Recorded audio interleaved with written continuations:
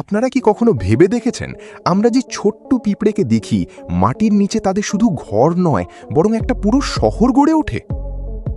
আর যদি বলি পৃথিবীতে যখন কোনো জলই ছিল না তখন প্রথম বৃষ্টি কিভাবে হয়েছিল? আর যদি পুরো পৃথিবীর মানুষ মিলে সূর্যের ওপর জল ঢেলে দিই তাহলে কি সূর্য নিভে যাবে? আর বেশি সময় সুইমিং করার পর আমাদের চোখ লাল কেন হয়ে যায়? আর ডোরেমন ইঁদুরকে দেখে কেন ভয় পায়? আর আপনি সারা দুনিয়ার মানুষের তুলনায় কতটা রেয়ার? চলুন জেনে নেওয়া যাক। ভিডিওটা এখনই লাইক করুন আর সাবস্ক্রাইব করে দিন। নম্বর 10, পিঁপড়েদের বাসা কি ছোট ভেতর থেকে? তাহলে আপনি ভুল ভাবছেন। আপনি হয়তো সেই ভিডিওটা দেখেছেন যেখানে গলিত ধাতু পিঁপড়ার বাসার মধ্যে ঢালা হয় আর পরে নিচের বাসার গঠনটা এরকম দেখা যায়। কিন্তু বিজ্ঞানীদের কৌতূহল এখানেই থামেনি। ব্রাজিলে বিজ্ঞানীরা লিফ কাটার পিঁপড়াদের একটি বিশাল পরিত্যক্ত কলোনি খুঁজে পান। সেটা পরীক্ষা করার জন্য তারা সেখানে সিমেন্টের মিশ্রণ ঢালেন।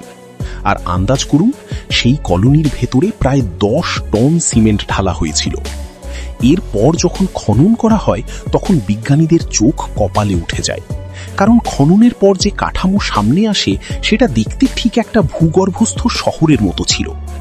এই কলোনির শহরে ছিল রাস্তার মতো টানেল, হাইওয়ের মতো গ্যালারি, স্টোর রুম, রানী পিঁপড়া ও বাচ্চাদের জন্য আলাদা কক্ষ, বাতাস চলাচলের জন্য সুড়ঙ্গ, এমনকি ফাঙ্গাস চাষের জন্য আলাদা ঘর। বিজ্ঞানীদের মতে পুরো কাঠামোটা কোনো মানব শহরের চেয়ে কম নয়। আর এই ছোট্ট পিঁপড়াদের প্রকৌশল দক্ষতা প্রকৃতির সবচেয়ে বিস্ময়কর বিষয়গুলোর একটি।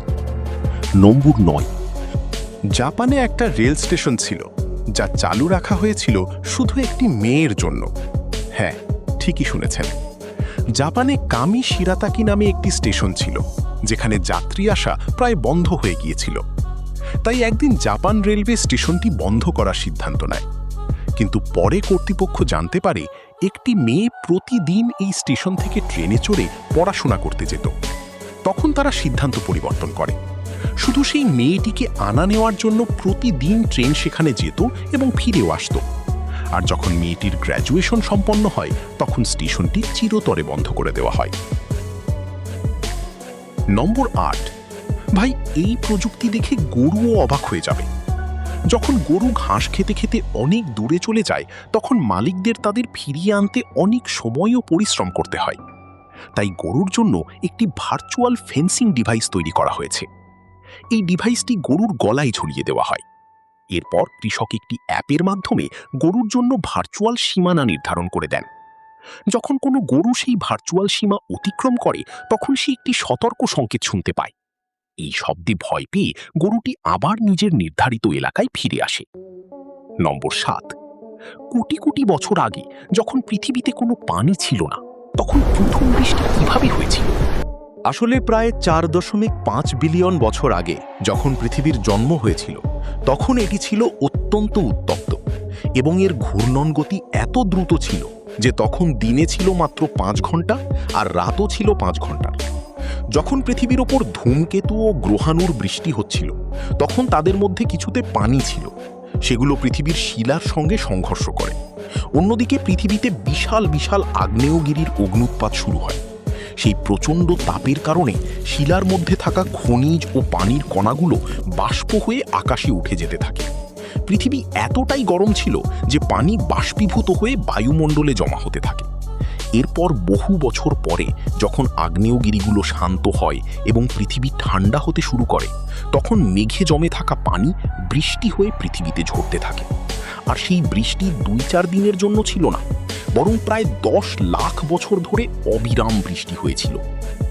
নাম্বার 6, আপনি কি কখনো ভেবেছেন অনেকক্ষণ সুইমিং পুলে সাঁতার কাটার পর আমাদের চোখ লাল হয়ে যায় কেন? দেখুন, চোখ লাল হওয়ার কারণ শুধু পানি নয়, এর মূল কারণ হলো ক্লোরিন, যা পানি পরিষ্কার রাখতে এবং ব্যাকটেরিয়া ধ্বংস করতে ব্যবহার করা হয়। কিন্তু এই ক্লোরিন আমাদের চোখেরও ক্ষতি করতে পারে। তবে ক্লোরিন একা কিছু করে না, এটি ঘাম, প্রস্রাব, মৃত ত্বককোষ এবং অন্যান্য ময়লার সঙ্গে মিশে একটি নতুন রাসায়নিক তৈরি করে যাকে ক্লোরামিন বলা হয়। আর এই ক্লোরামিনই আমাদের চোখ লাল করে দেয়।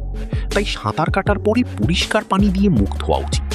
আর আমার মতে সুইমিং পুলে না গেলেই ভালো, কারণ কে জানে তোমার বন্ধুই হয়তো সেখানে ক্লোরামিন তৈরিতে অবদান রাখছে। নাম্বার 5, সূর্যকে কি পানি দিয়ে নিভিয়ে ফেলা সম্ভব?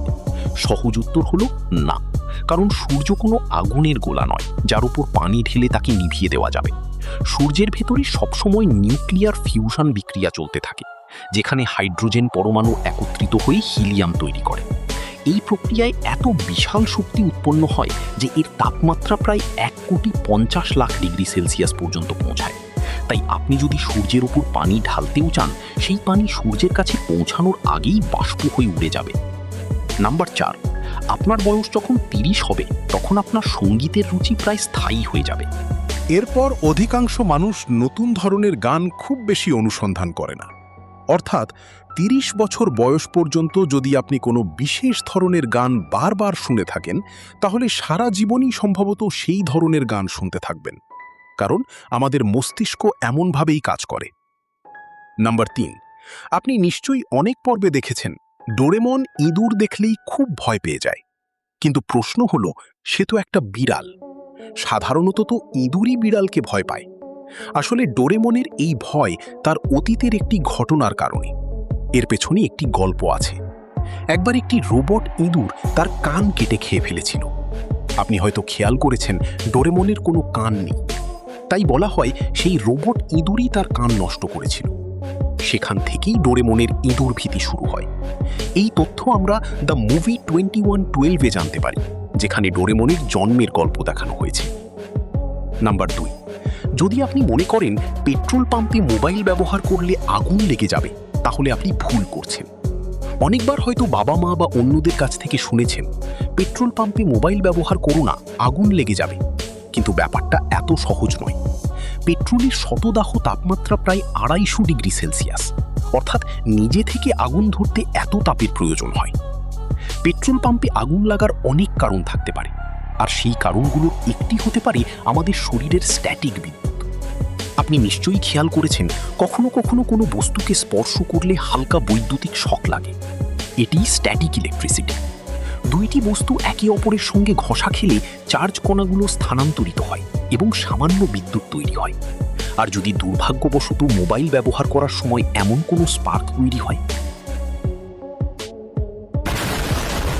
নাম্বার 1, আপনি পৃথিবীর অন্য মানুষের তুলনায় কতটা বিরল? প্রথমত, যদি আপনি একটি ভ্রু আলাদাভাবে তুলতে পারেন, তাহলে আপনি প্রায় 30 থেকে 40% মানুষের মধ্যে পড়েন।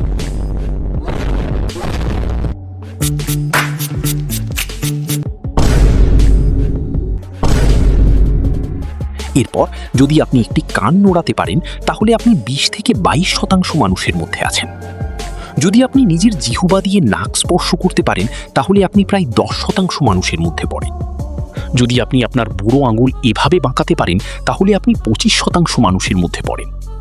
যদি আপনার উচ্চতা 7 থেকে 10 ফুট হয়, তাহলে আপনি প্রায় 1% মানুষের মধ্যে গণ্য হবেন।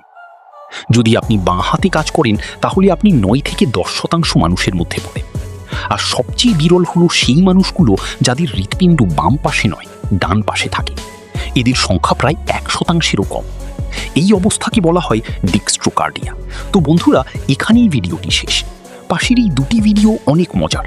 আবার দেখা হবে পরবর্তী ভিডিওতে। ততক্ষণ পর্যন্ত জীবনের মজা নিতে থাকুন।